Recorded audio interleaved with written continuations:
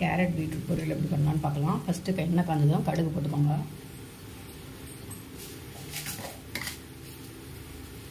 கடுகு, உளுத்தம்பருப்பு, கடலைப்பருப்பு, அடுத்து கருவேப்பிலை,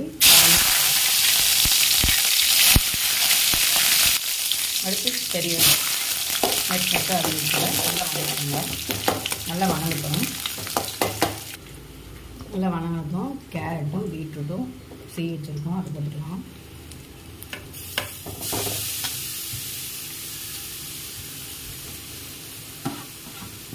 கேரட் அதிகமாக பீட்ரூட் கொஞ்சம் கம்மியாக இருக்கணும், அப்போ தான் நல்லாயிருக்கும்.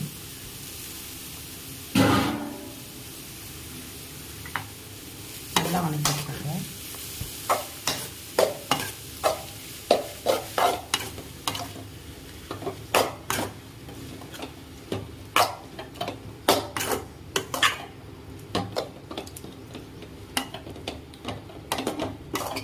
நல்லா வணக்கட்டும்.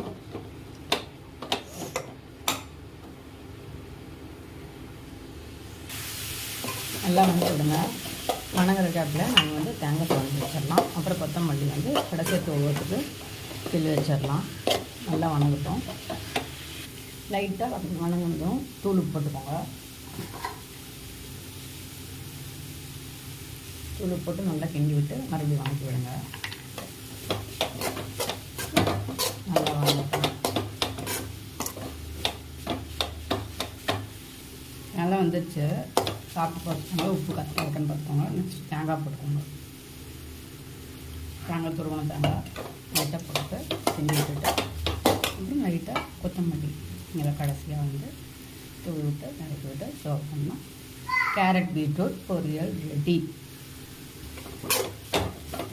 எண்ணெய் கொஞ்சம் சேர்த்து ஊற்றி கடுகு, உளுத்தம்பருப்பு, கடலைப்பருப்பு, வரமிளகா, வெங்காயம் போட்டு கேரட் பீட்ரூட் போட்டு நல்லா வணக்கி விட்டு எடுத்து